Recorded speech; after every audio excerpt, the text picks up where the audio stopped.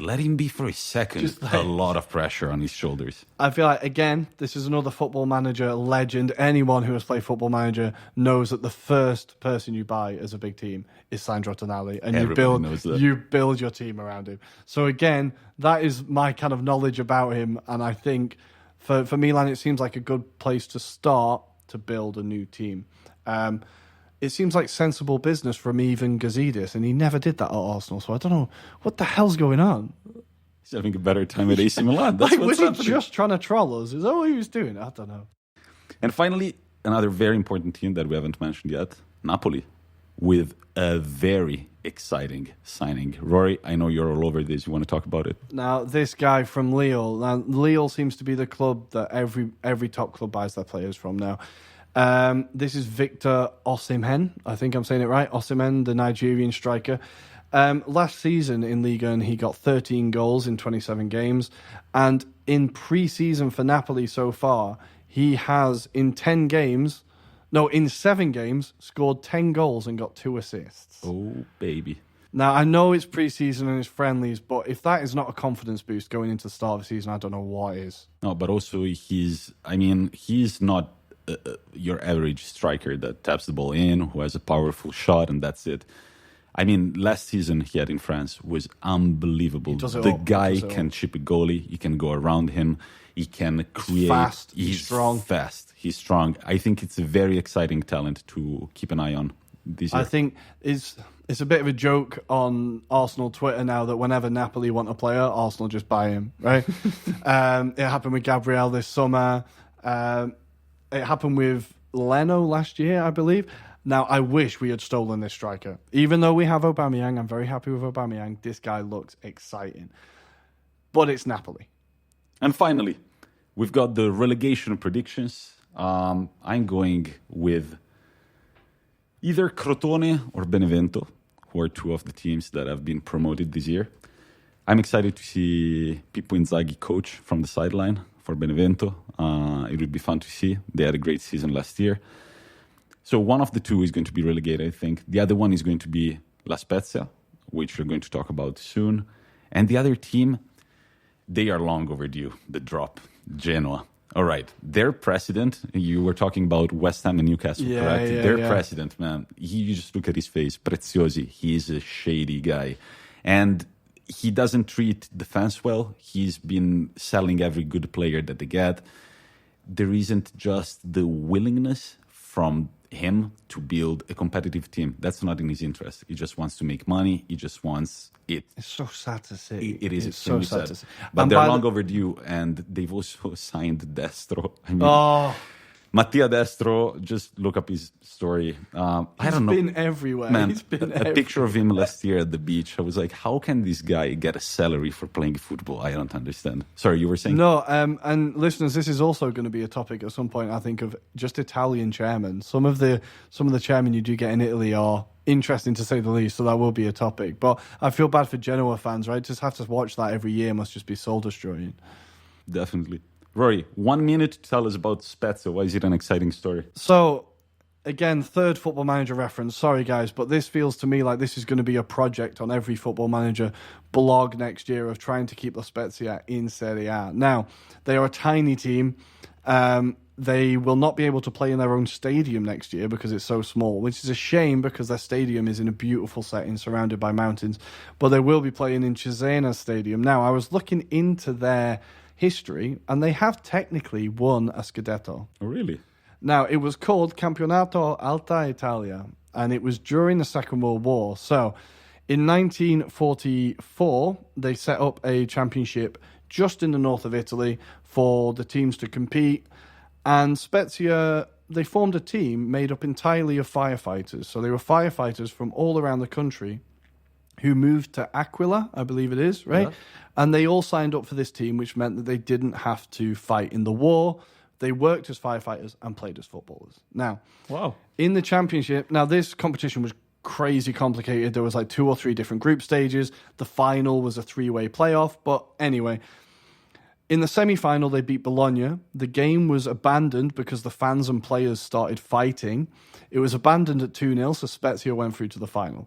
In the final, they played Fiat Torino, okay? They were the heavy favourites, financially backed, so much the favourites that the chairman of Fiat Torino walked into the La Spezia changing room and apparently said, "Don't worry, we'll take it easy on you." Cut to 90 minutes, 2-1, Spezia win, and they technically have won a Scudetto. So that was my week as well, and I enjoyed reading that story. I thought it was fascinating history. Thank you very much, Rory. That's actually a very feel-good, nice story to listen to. Remember, in the second section of the podcast, we'll be talking a lot about these type of stories in the next episodes. Talking about La Spezia. I said that they would be relegated. Now that I heard this story, I actually kind of like them more. But man, their jerseys...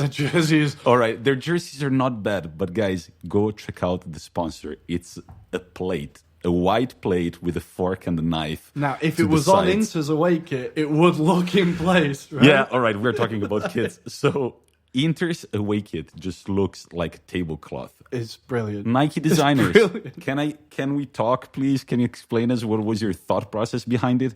Inter's away kit wins my personal prize for worst kit of the Serie A next year, together with Juventus's third kit. Okay, guys, it looks like a Hull City kit. That's all I can say. It looks like it's meant to be a kind of tiger design.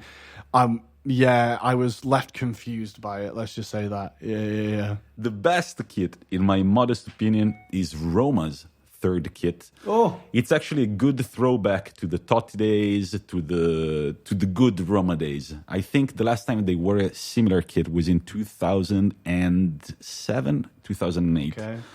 That's my favorite one. It's all black with like the orange shoulders. Yes. I think that back in the day they had Wind as a sponsor. I do remember the one, yes. And the other one that I really like is Parma's third kit. That collection this year is insane. All of them are really nice. I always like the Parma kit because it has the cross design. But this year, the third kit is beautiful. It is beautiful. All right. I think we're all done with Serie A, man. This was a lot of fun. I'm ready for the season. I feel like I'm prepared. But wait, I think you have to think about something else first. Oh, I've still got to think of a player with 72 international caps that was born below the equator. All right. Just give me half an hour, right? Yeah. Give me half an hour. Let's go with the quiz's answer.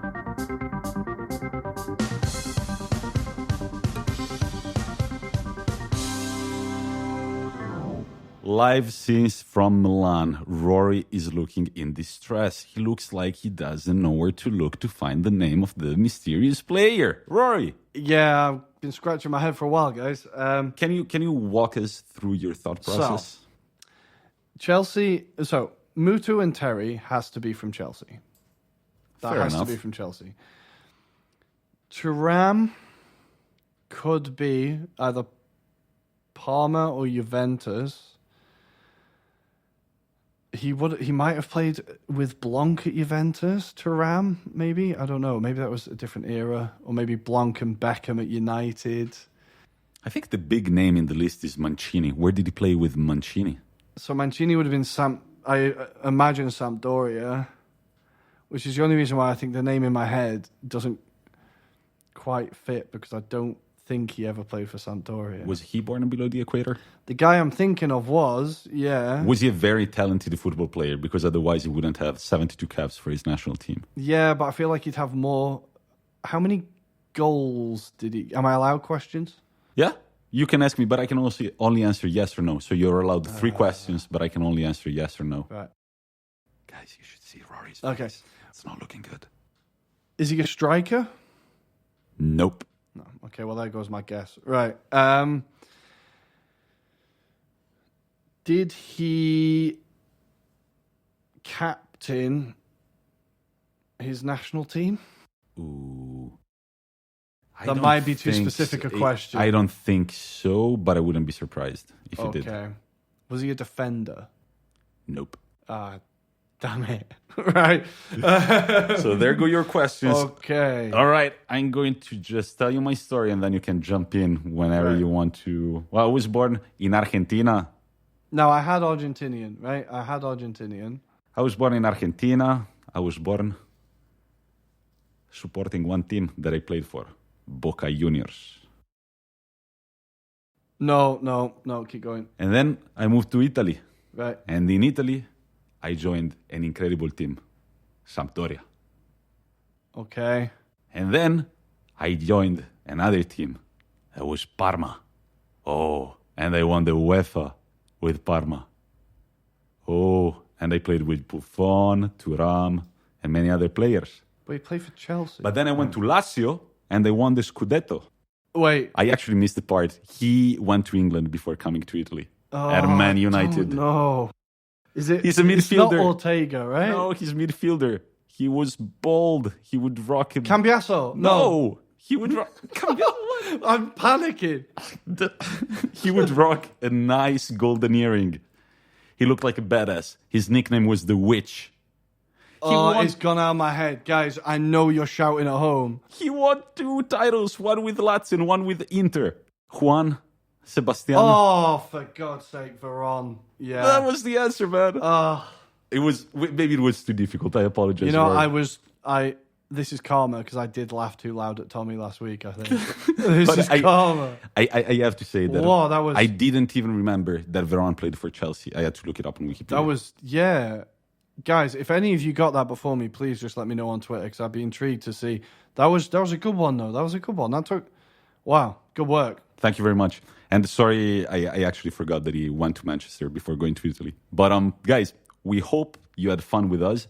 Please share this. Contact us on Twitter. Contact us on Instagram. We'll get back to you. If you got any ideas for the next episodes, if you would like some questions answered, we're here for you. That's it, exactly. And remember, on Twitter, it is at Italian_Anglo. And on Instagram, it is the_Anglo_Italian_connection. Done. Maybe one day we will be famous and we will have better handles. But for now, it's fine like that. Yeah, like I said, you got to work for it. But Thank you very much for listening, guys. We'll see you next week, guys. Thank you.